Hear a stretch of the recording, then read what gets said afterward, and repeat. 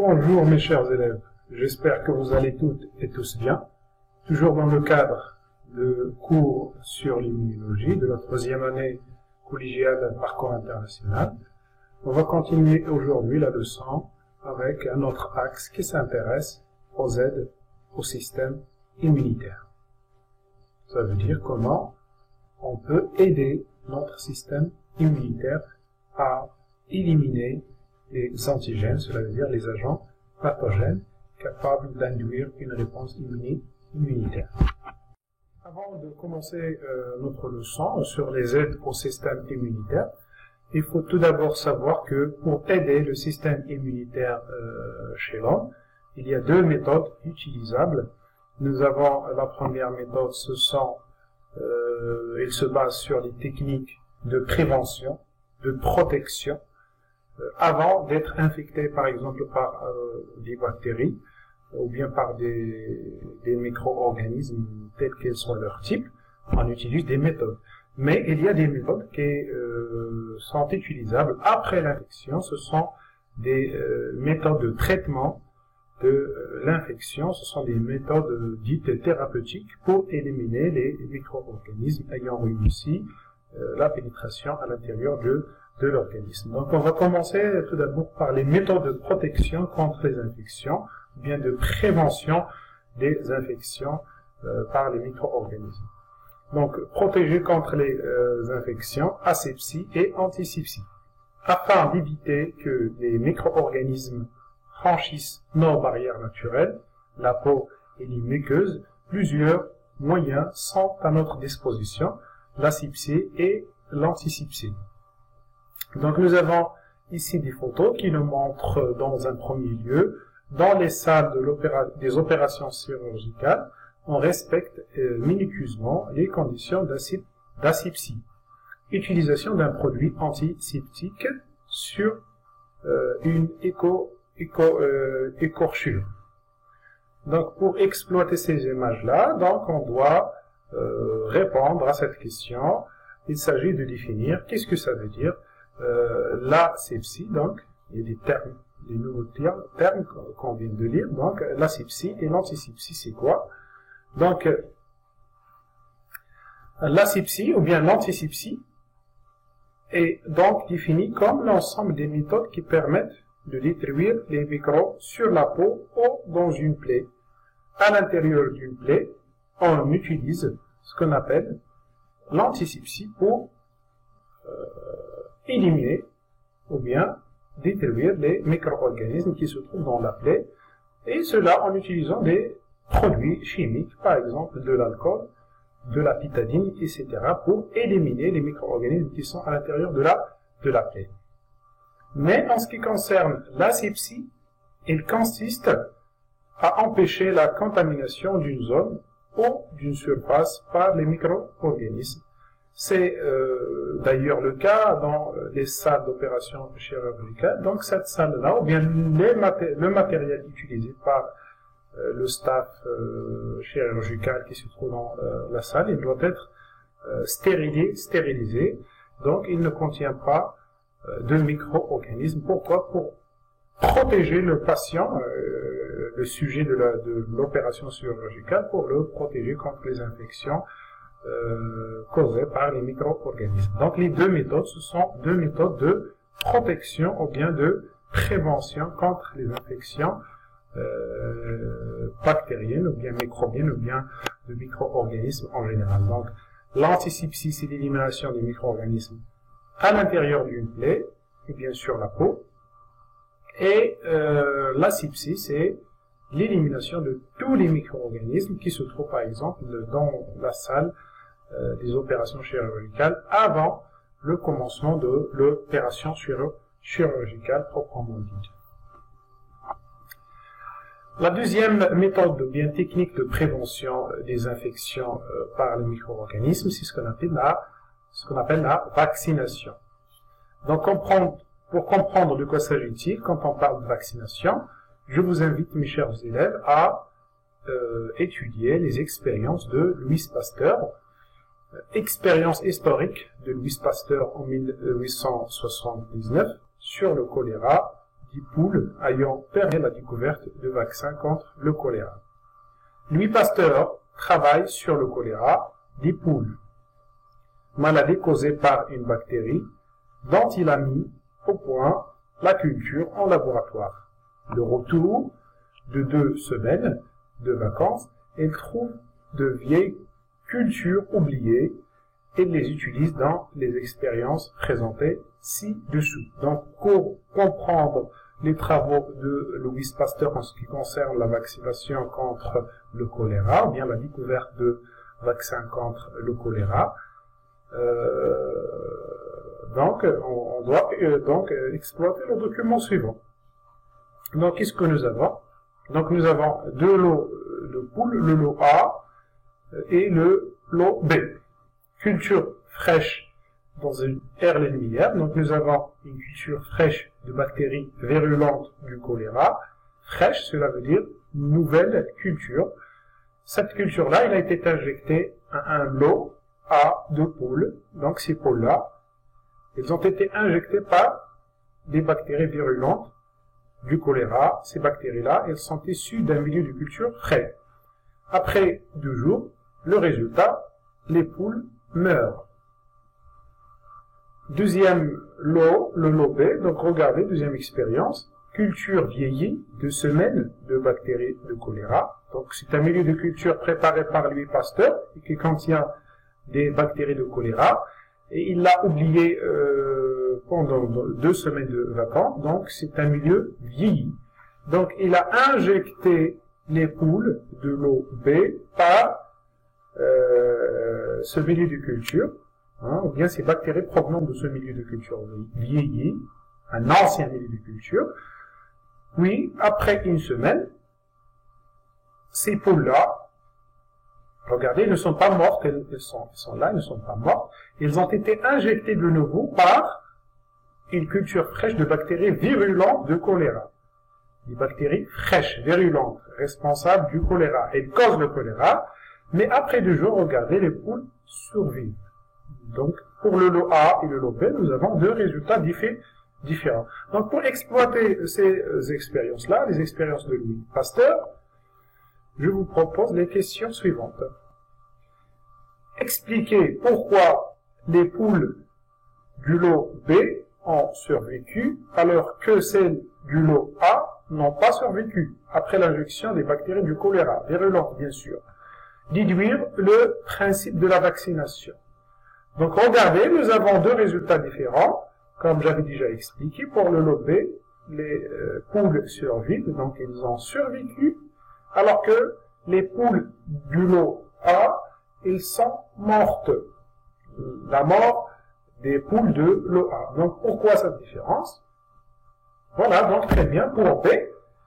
Donc le secret qui a permis aux poules du lot B de survivre, c'est que avant d'être injectées par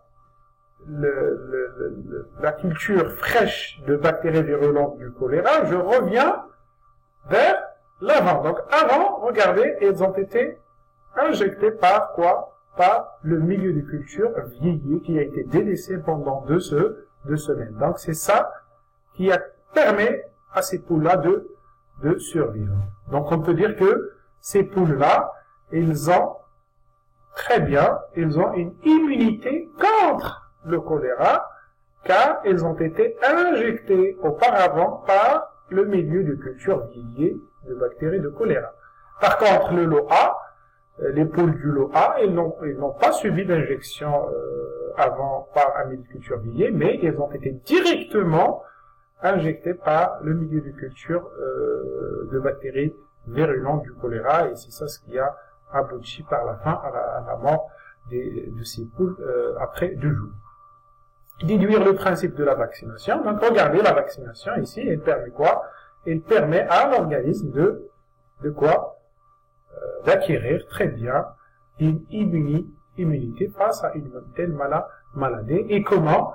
Et pour l'acquisition de l'immunité contre une maladie ou bien un agent pathogène donné, on doit injecter l'organisme, l'animal ou bien l'homme, très bien, des bactéries, mais qui sont faibles, qui sont affaibli, par exemple comme ici le choléra, les bactéries de choléra qui ont été délaissées pendant 2 semaines, ils ont perdu, soi-disant, leur virulence. Donc les réponses, elles sont là, si vous voulez les écrire, bien sûr.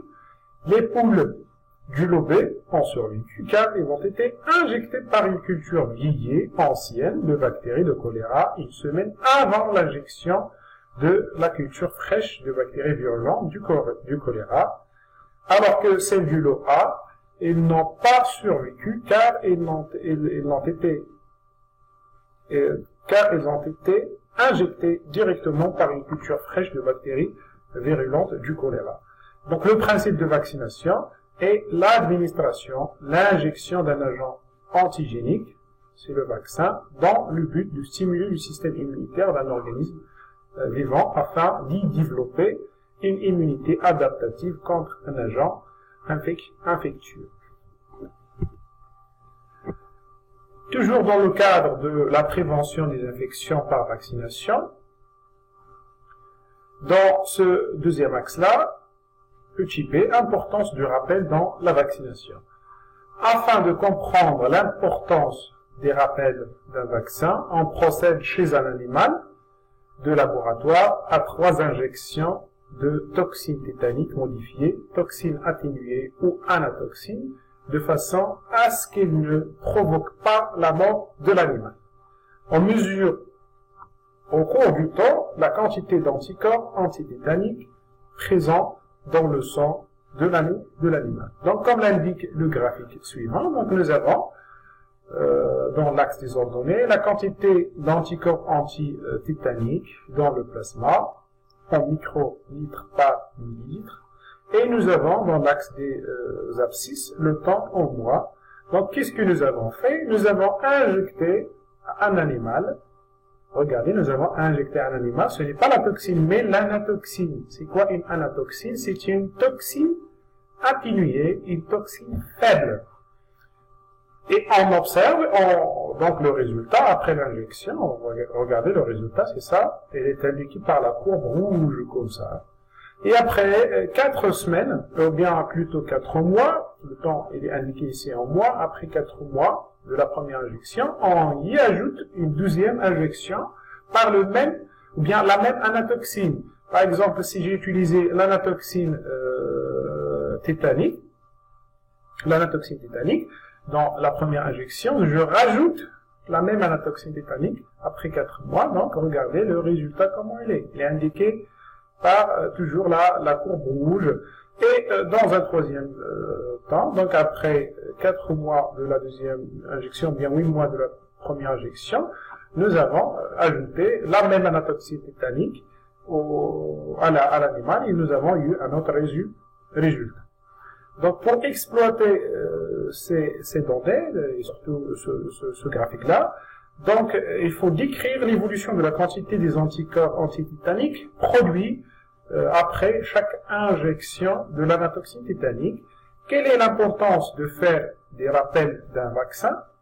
Définir qu'est-ce qu'un vaccin et déterminer les caractéristiques de la vaccination. Donc, regardez ici, donc je passe à la description de l'évolution de la quantité des anticorps antitétaniques produits dans chaque injection, bien après chaque injection. Regardez, quand on a injecté la première seringue qui contient l'anatoxine tétanique, regardez, nous avons presque attendu 1 semaine, soi-disant, pour observer d'une manière tangible, palpable, la production des anticorps antitétaniques. Donc, on a attendu, et la production des anticorps antitétaniques, elle a commencé à augmenter d'une manière progressive. Regardez, pour la 2e injection, à la différence de la première injection, on n'a pas attendu 1 semaine.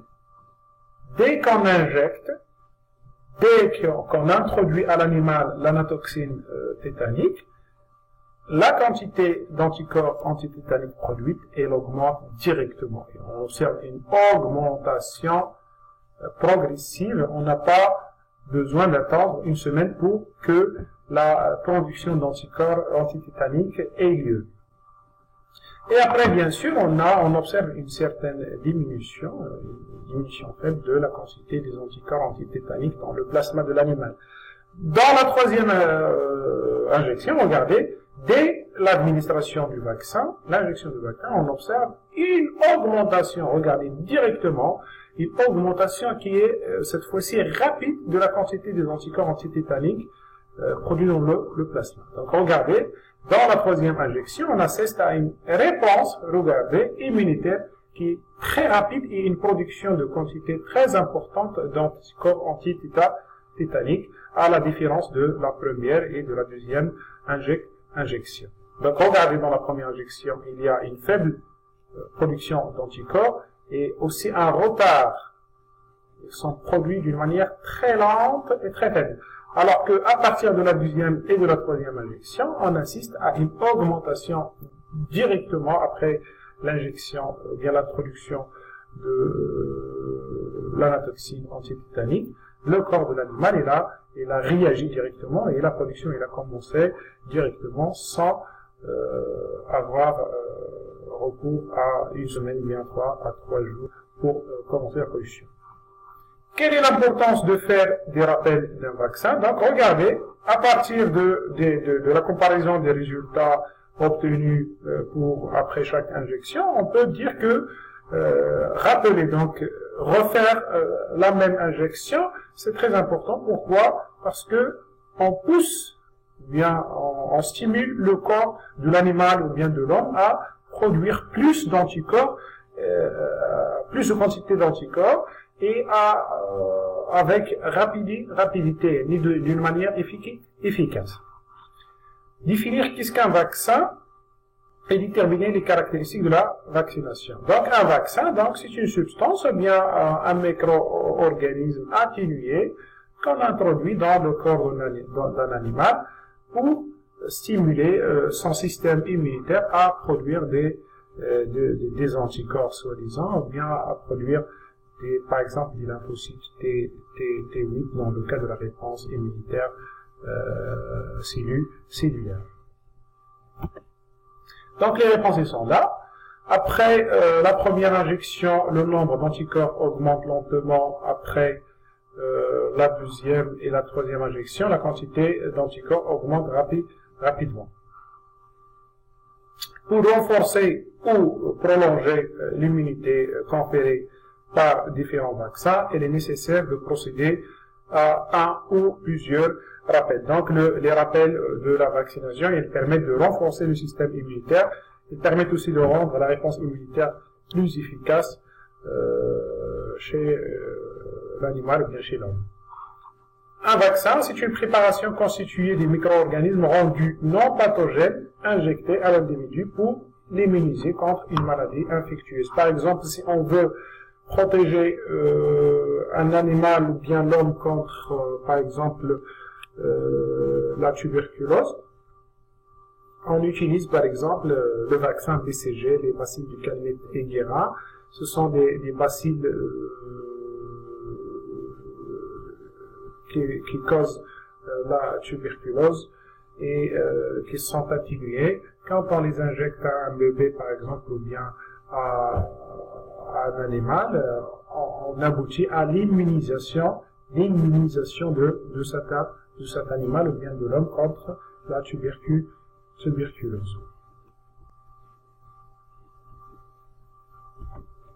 Voilà.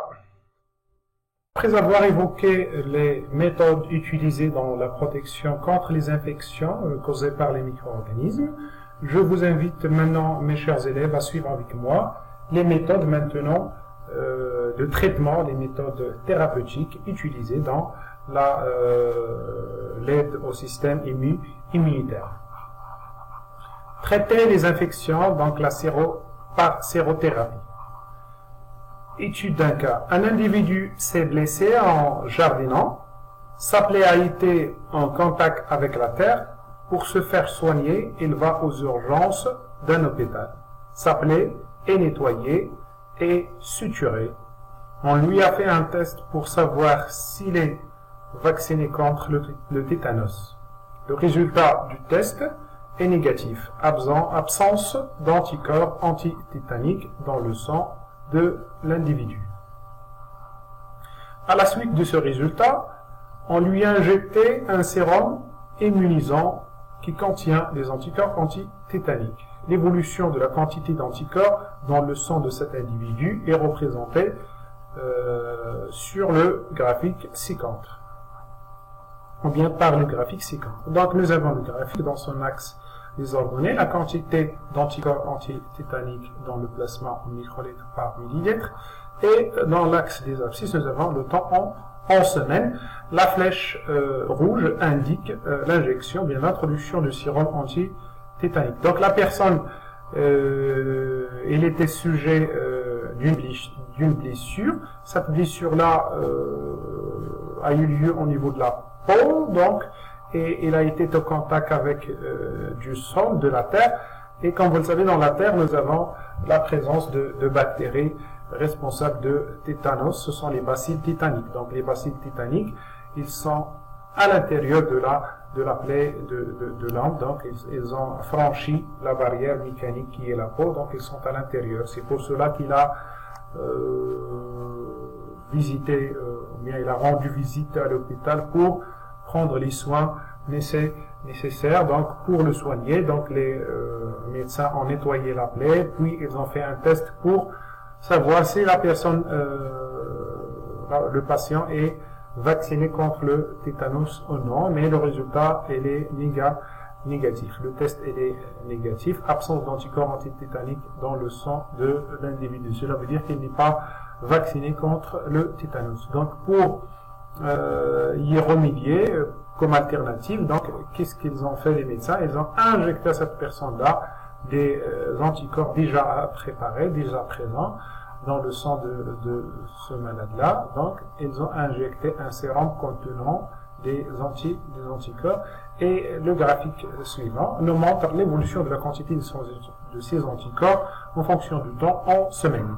Donc la sérothérapie, c'est l'utilisation d'un sérum immunisant extrait à partir du sang de l'homme ou d'un animal qui ont été vaccinés par des bactéries ou des toxines atténuées. Le sérum immunisant contient une grande quantité d'anticorps spécifiques et il est injecté à un patient pour neutraliser les bactéries, les toxines, les poisons de serpents ou de scorpions. Pour exploiter donc le présent graphique que nous avons ici, je vous invite, mes chers élèves, à répondre aux questions suivantes. Décrire l'évolution de la quantité d'anticorps antitétaniques contenus dans le sérum injecté à l'individu. Le traitement assure-t-il à l'individu une immunité durable et définitive? Justifiez votre réponse. Présentez dans un tableau les caractéristiques de la sérothérapie et de la vaccination. Donc, décrire l'évolution. Donc, nous avons ici l'évolution. L'injection de sérum antitétanique, elle a été faite au niveau de cette flèche-là. Donc, voilà, quand on injecte, la quantité d'anticorps antitétaniques dans le plasma de la personne, il va augmenter. Donc, il a augmenté d'une manière rapide, de 0 à 0,5 microlitres par millilitre. Mais regardez, à partir de ce point-là, donc regardez après des semaines, donc à partir de la première jusqu'à la 7e semaine, regardez qu'est-ce qui s'est passé. On assiste à une diminution progressive de la quantité d'anticorps antitétaniques dans le plasma jusqu'à la disparition totale des anticorps. Donc, dans un premier lieu, à partir de l'injection, on a une augmentation rapide, et après des semaines, on a une diminution progressive jusqu'à la disparition totale des anticorps antitétaniques présents dans le plasma de la personne. Le traitement assure-t-il à l'individu une immunité durable et définitive? L'immunité durable, regardez, on ne peut pas parler de la durabilité de cette immunité parce que on assiste à la disparition des anticorps entre la 7e et la 8e semaine. Donc ce n'est pas une immunité qui est durable, et il n'est pas aussi d'effet définitif, parce que si cette personne-là, elle a contracté à nouveau, bien de nouveau, les vaccins antitétaniques, il sera malade par le tétanos s'il n'est pas vacciné ou bien on ne lui a pas injecté des anticorps antitétaniques. Donc il ne s'agit pas d'une immunité durable ni définitive, parce que les anticorps injectés à la personne, ils disparaissent de son plasma quelques semaines après l'injection. Présenter dans un tableau les caractéristiques de la sérothérapie et de la vaccination. Donc je passe directement aux réponses. La quantité d'anticorps antitétaniques contenus dans le sérum injecté à l'individu augmente rapidement, et après il diminue rapidement. Donc j'ai oublié ici d'écrire, de parler de la deuxième étape, de la deuxième évolution. Donc nous avons dans un premier lieu, je répète, l'augmentation et après la diminution jusqu'à la disparition totale des anticorps antitétaniques. La sérothérapie n'assure pas à l'individu une immunité durable et définitive, car les anticorps injectés disparaissent du plasma de l'individu dans quelques semaines après. Pour comparer les deux méthodes utilisées dans les aides au système immunitaire, il s'agit de la vaccination bien sûr et de la sérothérapie. Je vais les comparer tout d'abord en ce qui concerne le type de moyen, le contenu injecté, la protection, l'efficacité et autres caractéristiques. Donc la vaccination, elle est utilisée avant l'infection, donc c'est une méthode préventive, protection. Alors que la sérothérapie, c'est une méthode utilisée après l'infection, donc elle est utilisée pour le traitement. Méthode préventive, méthode thérapeutique, on peut dire. Prévention, traitement. Prévenir l'infection, traiter l'infection.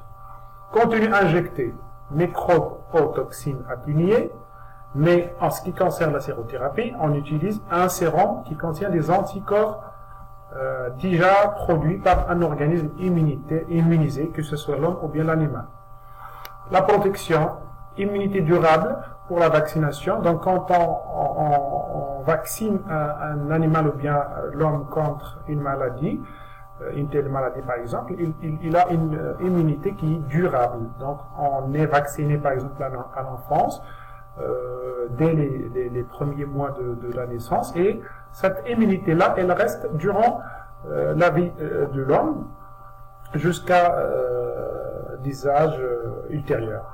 Donc immunité durable mais non définitive nécessite de rappel des vaccins. Donc le rappel des vaccins est très important pour acquérir une immunité qui est efficace et qui est durable, soi-disant. Donc la sérothérapie, c'est une protection immédiate. Pourquoi? Parce qu'on injecte à l'animal ou bien à l'homme des anticorps déjà produits par un être vivant immunisé. Efficacité, elle est lente en ce qui concerne la vaccination au bout de 15 jours, et il est plus durable en ce qui concerne la sérothérapie. Autre caractéristique, acquisition d'une immunité spécifique et active. Active pourquoi? Parce que c'est votre organisme qui produit les anticorps nécessaires. Et en ce qui concerne la sérothérapie, c'est le transfert d'une immunité spécifique qui n'est pas passive. Pourquoi passive? Parce que ce n'est pas votre organisme qui a produit ces anticorps-là. Vous avez reçu ces anticorps d'un animal ou bien d'un homme qui est déjà immunisé. Donc pour aider le système immunitaire aussi, on a recours aux antibiotiques. Donc c'est quoi les antibiotiques? Ce sont des substances produites par des moisissures, champignons microscopiques, par exemple la pénicilline, des bactéries ou synthétisées au laboratoire. Donc elles ont la propriété d'empêcher la prolifération des bactéries et parfois de les détruire. Les antibiotiques sont sans effet sur les virus. Donc pour l'utilisation des antibiotiques, il n'a pas d'effet sur les virus, il a des effets surtout sur les bactéries, des champignons, etc. Donc pour déterminer l'antibiotique est efficace, on utilise ce qu'on appelle un antibiogramme. C'est quoi un antibiogramme? Donc qu'est-ce qu'on fait? Comment on le prépare? Donc on utilise une boîte de pétri dans laquelle on met un milieu de culture qui contient tous les éléments nécessaires au développement et à la prolifération des micro-organismes. Puis on ensemence cette boîte de Petri avec une bactérie ou bien un champignon qu'on veut développer contre lui un antibiotique efficace. Et puis on prend des disques qu'on imbibe avec des antibiotiques différents, par exemple de A, B, C, D, E, F, G, etc. Ces antibiotiques, ces disques-là, ils sont imbibés par les différents antibiotiques que nous avons. Et après, on incube cette boîte de Petri dans une température qui est favorable au développement du champignon ou bien de la bactérie en question. Après 24 heures ou bien 48 heures, on récupère la boîte de Petri et on observe le résultat. Donc le résultat, il est comme suit. Il y aura des disques qui développent des zones d'inhibition ou bien des plages de lyse soi-disant. Il y a d'autres disques qui ne développeront aucune zone d'inhibition. Donc la non-parution de la zone d'inhibition, cela veut dire que l'antibiotique il est inefficace contre la bactérie en question. Et l'antibiotique ayant développé la plus grande plage de lyse ou bien la plus grande zone d'inhibition, cela veut dire qu'il est très efficace. Donc, par exemple, si on veut classer ces antibiotiques-là par ordre d'efficacité de plus important au moins important, on va prendre par exemple B. Pourquoi B? Parce qu'il a éliminé une grande partie des colonies bactériennes à l'intérieur de cette boîte de Petri. En deuxième lieu, on peut prendre E, parce que après B, il y a E. Après E, nous avons C. Après C, nous avons F. Et après F, nous avons A. Et après A, nous avons D et G. Pourquoi? Parce que D et G, ils n'ont pas présenté aucune zone d'inhibition ou bien aucune plage de lyse. Et merci de votre attention.